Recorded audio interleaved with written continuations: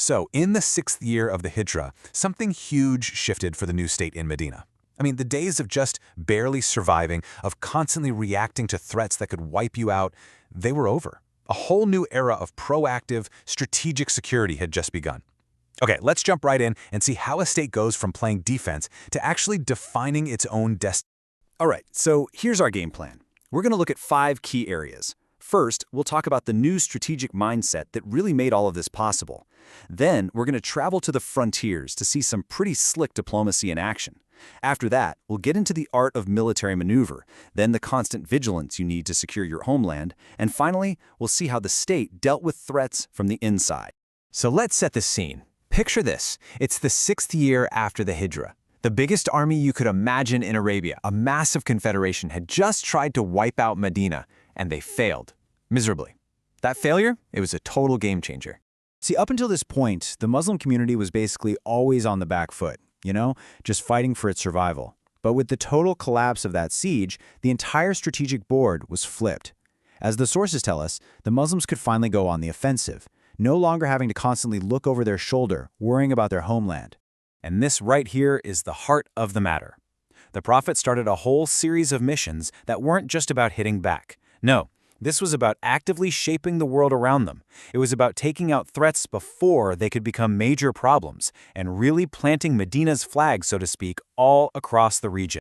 So, for our first deep dive into this new proactive strategy, we're heading way up north to a place called Daumatul-Jandal.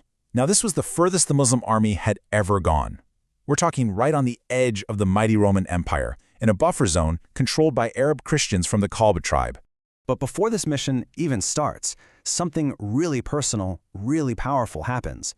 The Prophet calls over the commander, Abdur-Rahmaan ibn Auf, and instead of just barking orders, he personally unwraps Abdur-Rahman's turban and reties it with a black one, letting the end hang down his back. Now, this wasn't about fashion. It was this incredible, silent lesson in humility and about the true weight of leadership for the huge task that was ahead. And this verse just perfectly sums up the whole mindset. The Prophet made it absolutely clear, any fighting, any campaign, it's all for God and for God alone. Not for your own glory, not for your tribe's name, and not just for loot. This act right here, it purified their intentions and, you can imagine, it hardened their resolve like nothing else could. So what happens? Abdur-Rahmaan gets there, and for 3 straight days, he doesn't draw a sword. He just invites the people to Islam. And on the 3rd day, the leader of the tribe, Al-Asbagh, he accepts. Just like that. Victory wasn't won through a battle, it was won through diplomacy. And to seal the deal, Abdur-Rahmaan married the king's daughter, turning a potential enemy on a super strategic border into a really powerful ally. Now, don't get me wrong. This new strategy wasn't all about talking. It also involves some seriously sophisticated military tactics, the kind designed to get the job done with as little bloodshed as possible. And this brings us to the art of maneuver. Okay, so there was this tribe, the Banu Laihyaan, who had treacherously killed a group of Muslim missionaries, and it was time for some accountability. To guarantee the element of surprise, the Prophet announces he's marching north, towards Syria, a total classic head fake to throw off any spies. But after marching 20 miles north, the army just suddenly pivots and bolts south towards the real target. The enemy was caught so completely off guard, they just fled into the mountains. That's what you call strategic foresight. Then you have this other mission, which is just, wow, so bold. A tiny unit, just 10 horsemen, led by Abu Bakr, was sent to ride right up to the outskirts of Makkah itself. Now, their goal wasn't to fight a battle. It was purely psychological. Just the sight of Muslim cavalry that close to their city absolutely terrified the leaders of Quraysh. It showed them that the tables had well and truly turned, and Medina could now project its power right to their front door. So you've got these big, clever, strategic moves, but that's not enough to secure a state, right? You need something else, constant, relentless activity. And that meant patrolling the borders and stopping enemy tribes from building up enough strength to even think about launching a raid. And you see this perfectly in the incredible story of the raid on Al-Ghaabah.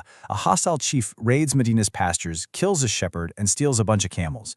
A companion named Salama ibn al-Aqwa sees the whole thing go down. Now, this guy was an unbelievable archer and runner, and he single-handedly chases down the raiders, picking them off with arrows, just holding them off and slowing them down until the main Muslim force, led by the Prophet himself, could catch up. It's just a stunning story of one person's bravery protecting the entire community. And Salama's heroism? It wasn't a one-off. This whole year was just filled with constant patrols. You had Ukash's unit surprising the Banu Asad, who just dropped everything and ran. Then there was Muhammad ibn Maslama's unit, which got ambushed and was almost completely wiped out. Zayd ibn Haritha's unit intercepted a major Meccan caravan. Ali ibn Abi Talib launched a preemptive strike on the Banu Sa'd.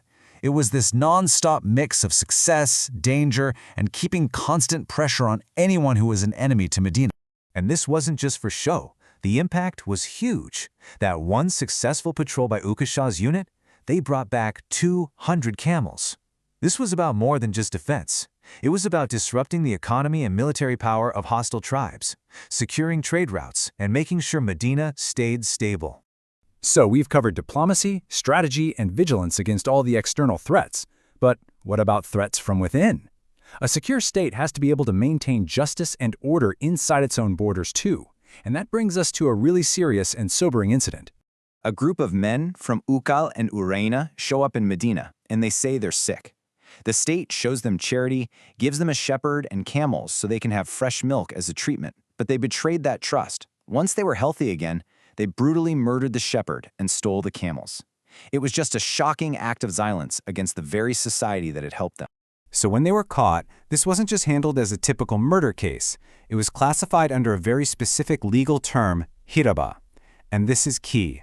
Hiraba isn't just a crime against one person, it's seen as a crime against society itself. It's basically an act of terrorism meant to destabilize the whole community and make everyone feel unsafe. And that distinction is absolutely crucial. You know, personal forgiveness for a personal wrong, that's held up as a really high virtue. But when a crime is one of hiraba, the state's duty to protect the public has to come first.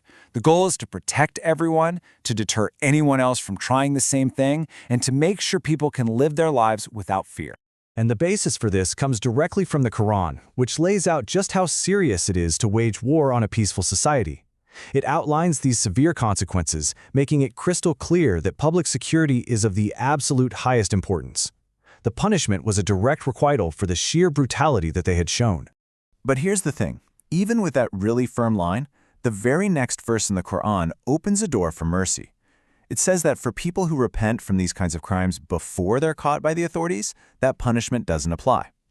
So you see this balance. Justice is uncompromising for those who terrorize, but there's still an opportunity for forgiveness for those who turn back from that path.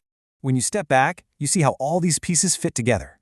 That diplomatic mission to the north, the clever military feints, the constant patrols buzzing around the perimeter, and the firm hand of justice inside the state, these weren't just random events.